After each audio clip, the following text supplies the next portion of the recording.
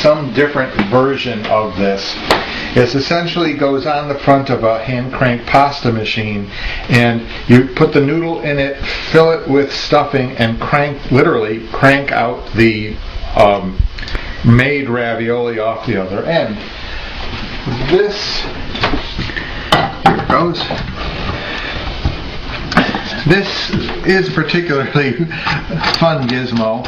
As you can see, while I'm turning it, this is where the stuffing will go. So as it goes against the inside roller, it will form them, and the little zigzags will help cut the pasta.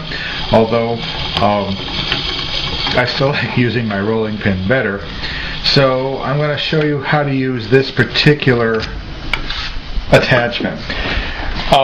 The noodle that my pasta machine makes is actually a little bit wider than this attachment, but it came with its own cutter. So I already pre-cut this noodle to the size that will fit. You can use two separate sheets of ravioli noodle. I like to use just one big one and find the middle, which I did.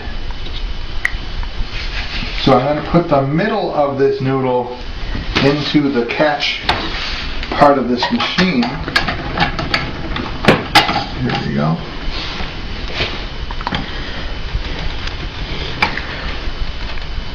Now there's different versions of this. One of my students had one with a little plastic hopper that fit in, and she said I couldn't get it to work. Well, you had to take the plastic hopper out, put the noodle in, put the hopper over it. And I'll let you in on a little secret. This is a very dry noodle, and this is very wet pasta. Very wet pasta filling. And it's the wet filling that's going to seal the edges of the ravioli together. However, my word of warning is don't put more filling in than you have noodle. You can always add more as you go along, but if you have more filling and you run out of noodle, it's just going to gooey up your machine.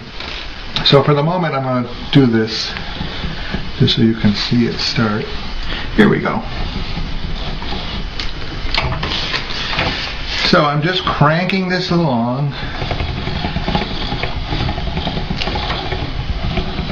Just about made it too. Yeah. Take the extra out. So here are the ravioli. It does zigzag them, pulling off the extra edge here.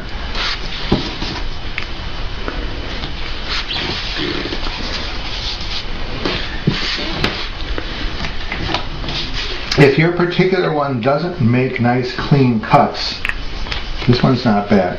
There's also what we call a rotella, ye old pastry tool. You can just run them right along.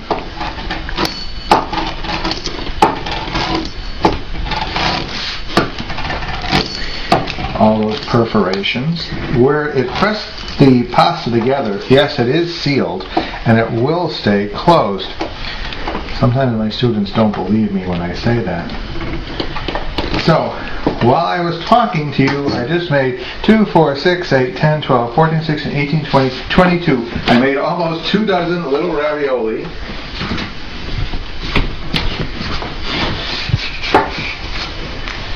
And I'm going to put them here to dry.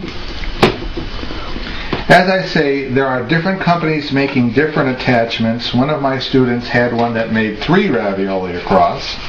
I don't particularly know what company that was. These are small ravioli. If you like big ravioli, you probably should get a pasta plate. So I'm just putting them on a little cornmeal right now so that they do dry. You can cook these probably in about half an hour or so. You do want pasta like this to at least feel like leather before you dump it in boiling water.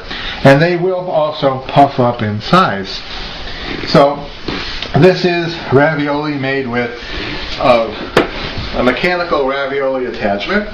I tend to like my other methods a little bit better because I tend to make lots of ravioli and I'm usually alone. But these are just as fine. They came out